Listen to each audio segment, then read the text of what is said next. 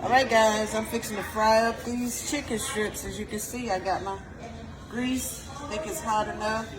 I'm gonna test it real quick. Yep, that breadcrumb bounced right back up. So I'm gonna take these. They've been in the refrigerator. See them? Coating is staying on there. And I'm going to drop them. I'm not gonna drop the basket. I'm gonna drop them individually in the grease. We're gonna fry them up. Bring home the chicken, fried up in the pan. And y'all know the rest. Y'all know the rest. I ain't got to tell you the rest. You know the rest. You know the rest. Look at there. Look at there. Oh boy, there they go. Okay, you're gonna fry them until they're golden brown. All right? All right. I'll let y'all see the finished product. I told y'all I was going to fix a pan of cornbread. So, where did my spoon go? I lost my spoon. Anyway, I'm making a pan. I make my cornbread from scratch. I don't do Jiffy and Martha White, Martha Stewart, whoever them are. I don't know.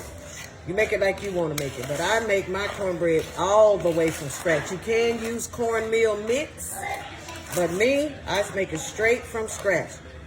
And it all depends on what size pan you want to use.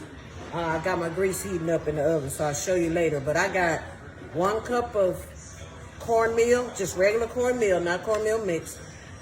I got 1 cup of flour. I got a little sugar for the sweetness that we like. I got a little pinch of salt in here, probably a half a teaspoon of salt. And baking powder, about a tablespoon of baking powder. And I'm gonna do 1 egg. And I can't tell you how much milk, because I've cooked it so long, I just do the milk based on the consistency that I need. And I'll show you that consistency once I get my milk added. Dear, can you check these strips for me? See if they're ready to come out. They sound. So remember I told y'all how I cook with my 5 senses? So if you're listening to your food while it's frying, you can tell, you begin to tell when it's almost done, because the sound of the frying changes. I want y'all to put that to the test. Think about how something sounds when you first put it on to fry, and then just listen carefully. And just before it's done, the sound of the frying will change. It'll change on you. I can't describe the change. You just have to listen for yourself to the sound that happens when you're frying food. The sound of it changes when it's just about done. It gets quieter. I guess that's a good way to say it. When you first start frying, like especially if you're deep frying something in quite a bit of grease, when you first start frying, it's loud. But then the closer it gets to being done, the sound, it gets quieter. It gets quieter. So that's part of using your senses to cook. I'm standing over here and I heard it. I heard the change in the sound. So that's why I asked Robert to check it for me, because I heard the change in the sound. Just like if you got a ham in the oven or a brisket or something in the oven, you know it's about done when you begin to smell it. If you're baking something, you don't have to keep going over and opening up the oven to see if it's done yet. Just smell. Just smell. And just right when it's about done, you'll begin to smell it. You think about a ham. You put it in the oven. You don't start smelling it as soon as you put it in there and start baking it. You start smelling it when it is done or just about done. So see, I heard the change in the sound. Now look at them. Look at them. Y'all look at them. Golden brown. Golden brown. Y'all want some of that? Come on over. Come on over. So he's getting those out. I'm about to get my grease out of the oven for this cornbread. This is about the consistency that you want it. It's not really thin, but it's not real just real thick. Like, you don't want it, I guess, compared to pancake batter. You don't want it as thick as pancake batter, but you don't want it so thin it's just running. Because if it's too thin, then it won't bake up. It'll brown on the outside and it'll still be liquidy on the inside. So hold on a minute. Let me get my grease out of the oven. Okay, I got my pan out of the stove. I'm doing this size. So that's probably about the size of a pie plate, so maybe a 9-inch skillet. And what I do, guys, I know everybody don't do this, but like I tell y'all all the time, I'm old school, old folks chilling. I like to get my grease hot and then pour a little bit in the mix. That makes it crispy. That's what makes the cornbread crispy around the edges, okay? Just put your little part of your grease in there and then pour it in your pan. And I got the oven set on 400. So I'm gonna bake this in the oven on 400 until it's golden brown. See, and your grease, that hot grease that you put in there, y'all can see how it's already starting to look like it's cooking on the edges. That's why.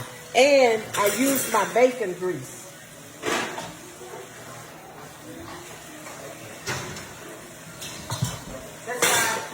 That's why I tell y'all to save your bacon grease, because I use my bacon grease for that cornbread. And boy, it gives it a flavor. Y'all look at them. Y'all look at them. Look at them strips.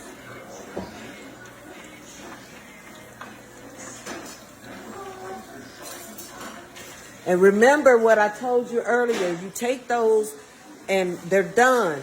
If you want to make some Parmesan, you can take you some grated mozzarella and grated Parmesan cheese and sprinkle it on the top of those breasts while they're hot, and then put them in your oven on broil and let it, watch it. When you turn your oven on broil, put something in there, don't walk away from that oven, because it can burn just like that in the snap. So stand close to your oven, turn the light on inside your oven so you can peep at it and see when that cheese melts. As soon as that cheese starts to melt, you take it out of there.